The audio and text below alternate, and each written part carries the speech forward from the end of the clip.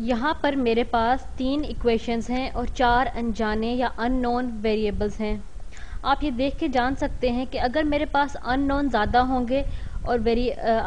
होंगे और इक्वेशंस कम होंगी तो मेरे पास इन्फिनिट नंबर ऑफ सॉल्यूशंस आ जाएंगे। लेकिन फिर भी हम ये कह सकते हैं कि इस केस में हमारे पास 4 डायमेंशंस हैं। हम अपने आप को 4 डायमेंशंस में कंस्ट्रेंट कर रहे हैं, लेकिन ये फिर भी एक कंस्ट्रेंट सेट है हमारे पास। चलिए अब हम इस constraint set of linear equations को सॉल्व करने की कोशिश करते हैं और इसको हम मैट्रिसेस के ज़रिए से हल करने की कोशिश करेंगे। मैट्रिसेस दरअसल एक सिस्टम ऑफ इक्वेशंस को नंबर्स में रिप्रेजेंट करने का तरीका है। तो जब मैं इनका कोफिशिएंट मैट्रिक्स लिखूंगी तो वो कुछ इस तरह बनेगा। ज़रा मैं साफ सुथरे और अच्छे तरीके से लिख लूँ।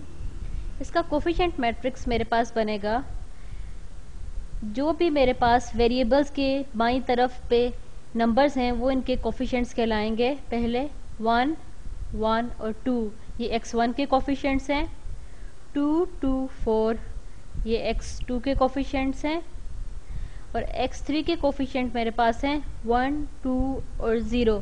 तीसरी इक्वेशन में क्योंकि मेरे पास कोई भी x3 वाली टर्म नहीं है इसलिए मैं उसका कोफिशिएंट 0 ले रही हूँ। x4 के कोफिशिएंट्स मेरे पास बन रहे हैं 1, -1 और 6। ये बन जाएगा इस सिस्टम ऑफ इक्वेशंस का कोफिशिएंट मैट्रिक्स। अब मैं इस कोफिशिएंट मैट्रिक्स को ऑगमेंट करना चाहती हूँ या जोड़ना चाहती हूँ उस मैट्रिक्स से जिसके ये बराबर या उन नंबर्स के जिसके ये बराबर बन रही है। तो मैं लिखूँगी इसको जोड़कर, बीच में ये लाइन मैंने जोड़ने के लिए रखी है 7, 12 और 4। आप ही देख सकते हैं जो मैट्रिक्स है ये सिर्फ एक नया तरीकाकार है ऊपर दी गई इक्वेशंस को लिखने का, और ये मैट्रिक्स जो है ये इक्वेशंस के कोफिशिएंट्स को रिप्रेजेंट कर रहा है। हम इस मैट्रिक्स पे वही तमाम ऑपरेशंस कर सकते हैं जो हम इक्वेशंस पे अलग-अलग कर सकते हैं। हम एक इक्वेशन को रिप्लेस कर सकते हैं एक दूसरी इक्वेशन के स्केलर मल्टीपल से, इक्वेशंस को आपस में ऐड कर सकते हैं और इक्वेशंस को आपस में मल्टीप्लाई करके सब्ट्रैक्ट कर सकते हैं, और यही चीज़ें हम मैट्रिक्स की रोज या कॉलम से कर सकते हैं।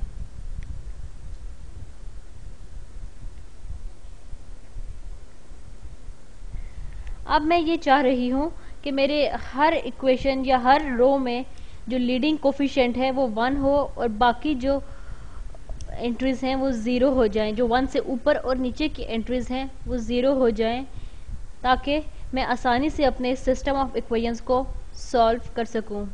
यानी मेरी हर रो में एक लीडिंग 1 आए और फिर उसके बाद 0 हो।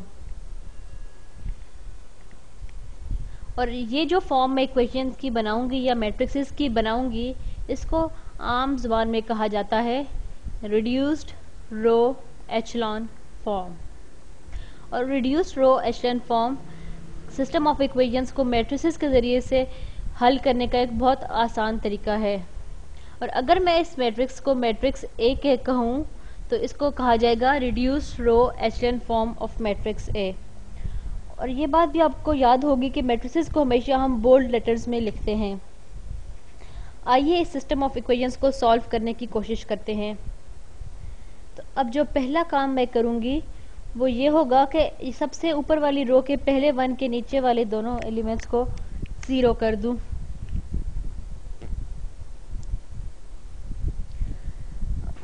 अब मैं ये करने जा रही हूँ कि पहली रो मेरी वैसी ही रहेगी 1, 2, 1, 1। अब मैं सेकंड रो में से पहली रो को माइनस कर दूंगी, यानी सेकंड रो को मैं रिप्लेस करूंगी first row minus second row से।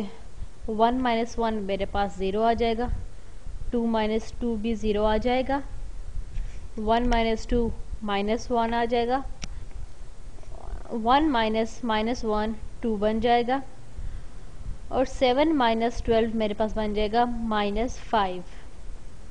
तो ये बन गई मेरी दूसरी रो। और अब मैं दूसरी रो में से भी 2 से छुटकारा हासिल करना चाहती हूँ। इसके लिए मैं ये करूँगी कि अपनी पहली रो को 2 से मल्टीप्लाई करूंगी और उसको आखिरी वाली रो से माइनस कर दूंगी, यानी आखिरी रो को मैं रिप्लेस करूंगी आखिरी रो को 2 टाइम्स पहली रो से माइनस करके। 2 times 1 2 minus 2 0, 2 times 2 4, 4 minus 4 0, 0 minus 2 times 1 minus 2, 6 minus 2 times 1 is 6 minus 2 जो आता है मेरे पास 4, 4 माइनस 2 टाइम्स 7 ये बन जाता है 4 माइनस 14, और 4 में से जब 14 माइनस करूं तो मेरे पास आता है माइनस 10। तो ये लीजिए कि मेरे पास के ये जो 0 0 वाली रो है इसका क्या मतलब है। अगर मेरे पास एक नॉन ज़ीरो टर्म होती इधर तो मैं इस नीचे वाली को ज़ीरो करना चाहती, लेकिन अब मैं अगली टर्म पे जाऊंगी, जो अगला लीडिंग 1 है इसको -1 के बजाय 1 कर दूं। तो अब मैं इसके साथ ये करूंगी कि मैं अपनी ये जो सेकंड रो है या दूसरे नंबर की रो है इसको -1 से मल्टीप्लाई करूंगी, ताकि मेरे पास जो -1 मौजूद है वो +1 हो जाए। तो इसको मैं अगर डायरेक्टली कर दूं तो -1 से मल्टीप्लाई करने के पास मेरे पास बन जाएगी 0 0 +1 -2 +5। अब जो तीसरी रो है इसमें जो तीसरे नंबर पे 2 है इसको मैं 0 करना चाह रही हूँ, और तो मेरी पहली और मिडल रो तो सेम ही रहेंगी, और माफ़ कीजिएगा मेरी मिडल रो तो सेम ही रहेगी, जो है 0 0 1 और -2, मेरे पास 5 आ रहा है। अब मैं -2 एलिमिनेट करना चाहती हूँ, इसलिए अब मैं इस रो को ऐड करूँगी 2 टाइम्स सेकेंड रो में, और इसको उसे रिप्लेस कर दूँगी थर्ड रो को। मेरे पास बनेगा 0 0 -2 +2 टाइम्स 1 ये 0 बन जाएगा, 4 +2 टाइम्स -2, 4 +2 टाइम्स -2 यानी 4 -4 मेरे पास आता है, ये भी 0 बन जाता है। इंटरेस्टिंग चीज़ आ रही है। अब -10 +2 टाइम्स 5, तो इसका मतलब है -10 +10, और ये भी मेरे पास 0 बन गया है। और मैं ये देख रही हूँ कि मेरी आखिरी रो पूरी की पूरी 0 हो गई है। तो यहाँ पे मेरा मकसद ये था कि मेरे पास लीडिंग वंस हों और उसके नीचे सब कुछ 0 हो, लेकिन मैंने ये नहीं जिक्र किया कि मैं ऊपर वालों को क्या, जो 1 के जो ऊपर हैं उनको क्या करना चाहती हूँ। तो मैं उनको भी जनाब 0 करना चाहती हूँ। तो अब मैं क्या कर सकती हूँ, अब मैं ये कर सकती हूँ कि अपनी फर्स्ट रो को रिप्लेस कर दूँ first row minus second row से। तो 1 - 0 0, 2 - 0 2, 1 - 1 0, 1 -2 3 होता है, 7 - 5 2। ये लीजिए, अब आपके पास ए मैट्रिक्स आ गया है रिड्यूस्ड रो एचलन फॉर्म में। ये मैट्रिक्स को मैं ए में लिख लूँ ज़रा बोल्ड से। ये मेरे पास रिड्यूस्ड रो एचलन फॉर्म है मैट्रिक्स ए की, क्योंकि मेरे जो तमाम लीडिंग वंस हैं हर रो में और उनके ऊपर और नीचे 0 है, यानी जो भी मेरे लीडिंग वंस हैं वो अपने वाले कॉलम में एक नॉन ज़ीरो एंट्री है, और इसको हम कहते हैं पिवट एंट्री, यानी कि इनके रिस्पेक्टिव कॉलम्स में ये ही नॉन ज़ीरो एंट्रीज हैं, बाकी ज़ीरोड आउट रोज हैं। यहाँ पे मेरे पास आखिरी रो है जो मुकम्मल तौर पर 0 हो चुकी है, इसको कहते हैं ज़ीरोड आउट रो। अब एक रिड्यूस्ड रो एचलन फॉर्म की कन्वेंशन ये है कि अगर आपके पास कभी कोई ज़ीरोड आउट रो मौजूद हो तो उसको आपकी आखिरी रो होना चाहिए।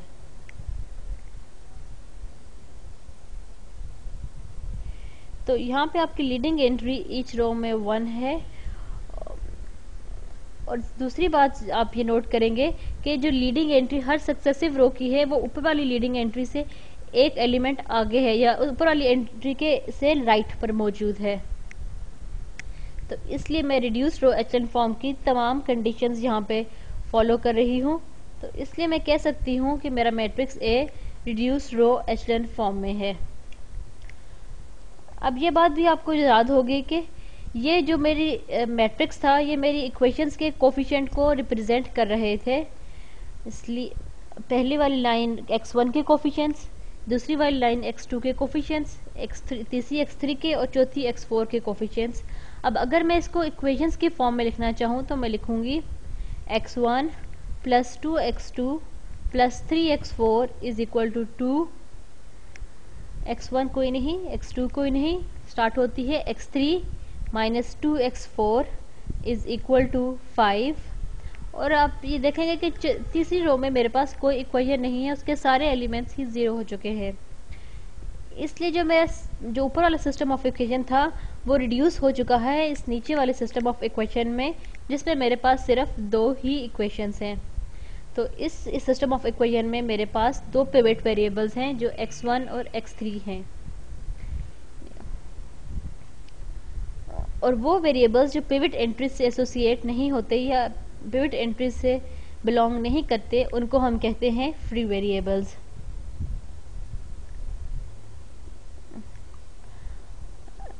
अब यहाँ पे बात यह है कि इसको हम सॉल्व कर सकते हैं सिर्फ अपने पिवट वेरिएबल्स के लिए।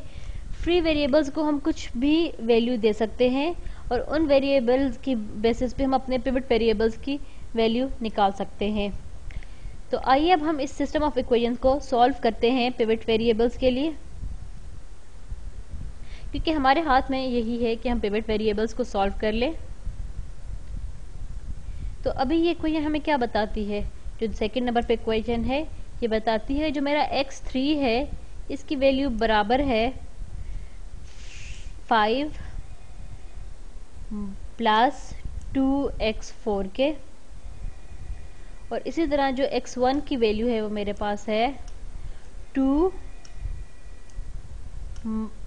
माइनस x2, माफ कीजिएगा, माइनस 2x2 प्लस नहीं माइनस आएगा माइनस 3x4 के। बस मैंने सिर्फ अपने ये जो फ्री वेरिएबल्स है इसको इक्वेशन की दोनों साइड से सब्ट्रैक्ट कर दिया है। यही अब मैं कोई भी वैल्यू x4 और x2 के लिए उठा सकती हूँ, या x2 और x4 को कोई भी वैल्यूज दे सकती हूँ और इसको x1 और x3 के लिए सॉल्व कर सकती हूँ। अब मैं आपको विजुलाइज कराना चाह रही हूँ कि ये इसको आप इसको विजुलाइज किस तरह करेंगे, इसलिए मैं इसको थोड़ी ज़रा मुख्तलिफ तरीक़ाकार या डिफरेंट फॉर्म में लिखने की कोशिश करूँगी। मैं इसको एक वेक्टर फॉर्म में लिखने की कोशिश करती हूँ। हमारा सोल्यूशन है vector x1, x2, x3, x4, और ये किस चीज़ के बराबर है? ये बराबर बनता है, मैं सिर्फ अपने इन इक्वेशंस को रीराइट कर रही हूँ। x1 इक्वल टू है 2 plus x2 times something plus x4 times something. तो x1 बराबर बनेगा 2 plus minus 2 times x2, minus 2 में इसको इधर लिखूंगी, प्लस x4 टाइम्स माइनस 3। तो इसलिए मैं माइनस 3x4 के कॉलम में लिख दूंगी। जो पहली एंट्री है वेक्टर्स की ये रिप्रेजेंट कर रही है, ये ऊपर वाली इक्वेशन को रिप्रेजेंट कर रही है, यानी x1 is equal to 2 minus 2 times x2 minus 3 times x4। अब x3 किसके बराबर है? x3 बराबर है 5 plus 0 times x2 plus 2 times x4। x2 क्योंकि मौजूद नहीं है इसलिए इसकी जगह पे हमने 0 पुट कर दिया है। तो अब x2 किसके बराबर है? अब अगर मैं x3 को 0 ले लूँ तो ये हो जाएगा x2 is equal to 0 plus 1 times x2 plus 0 times x4। बिल्कुल इसी तरह x4 के लिए हम लिखेंगे x4 बराबर बन रहा है 0 plus 0 times x2 plus 1 times x4 के। तो अब ये हमारे लिए क्या आसानी पेश कर रहा है? अब आपने एक सॉल्यूशन सेट आपके पास आ गया है 3 वेक्टर्स का लीनियर कॉम्बिनेशन। आप इसको या तो पोजीशन वेक्टर बना सकते हैं या सिंपल कोऑर्डिनेट के तौर पे ले सकते हैं। तो अब हम कह सकते हैं कि हमारा जो सॉल्यूशन सेट है वो इसेंशियली यहाँ पे बनेगा, यानी मेरा सॉल्यूशन सेट यहाँ पे कोई भी वेक्टर बन रहा है, आप इसको एक वेक्टर बना सकते हैं 2, 0, 5, 0। ये 4 डायमेंशनल का एक पोजीशन वेक्टर है। और ये बात भी आपको जहन में होनी चाहिए कि ये बराबर है इन वेक्टर्स के मल्टीपल के। अगर मैं x2 के वेक्टर को वेक्टर a कह दूं और x4 के कोफिशिएंट वेक्टर को वेक्टर b कह दूं, तो हमारा जो सॉल्यूशन सेट है वो बनाया जाएगा। ये पोजीशन वेक्टर है अगर मेरे पास, इसको position vector plus multiple of position vector a और पोजीशन वेक्टर b के। यहाँ पे वेक्टर a को मैं अगर यूं बना दूं कि वेक्टर a इस तरह ऊपर की जानिब जा रहा है और वेक्टर b इस तरह सामने की जानिब जा रहा है। मुझे ये समझ नहीं आ रही कि आपको आसान लगेगा या मुश्किल, लेकिन मैं अपनी तरफ से पूरी कोशिश कर रही हूँ कि ये चीज़ आपको आसानी से समझ आ जाए 4 डायमेंशनल सरफेस में। अब आप ये सोच सकते हैं कि जो आपका सॉल्यूशन सेट है वो बराबर है इस फिक्स्ड पॉइंट के प्लस लीनियर कॉम्बिनेशन a और b के। जब R4 में जब भी आप देखेंगे कि a और b के जो भी लीनियर कॉम्बिनेशन होगा वो कोई ना कोई एक प्लेन बना देगा। यानी आप a को 2 से मल्टीप्लाई कर सकते हैं, b को 3 से मल्टीप्लाई कर सकते हैं, b को 5 से मल्टीप्लाई कर सकते हैं, a को 10 से मल्टीप्लाई कर सकते हैं। इसलिए जो भी ये बनेगा a और b मिलकर आपको हमेशा एक प्लेन ही देंगे। यानी कोई भी ऐसा पोजीशन वेक्टर जो इस प्लेन में मौजूद होगा जो a और b से मिलकर बन रहा होगा, तो वो आपको इस चीज़ का सलूशन दे देगा। यानी जो हमारे पास 2, 0, 5, 0 है वो एक प्लेन है R4 में। ये शायद आपके थोड़ा सा मुश्किल हो जाए R4 में विजुलाइज करना, और जाहिर तब जब आपने R3 में भी विजुलाइज नहीं किया हुआ, लेकिन फिर भी मैं आपको ये समझाना चाह रही थी कि हमारे पास सॉल्यूशन R4 में नज़र कैसा आएगा।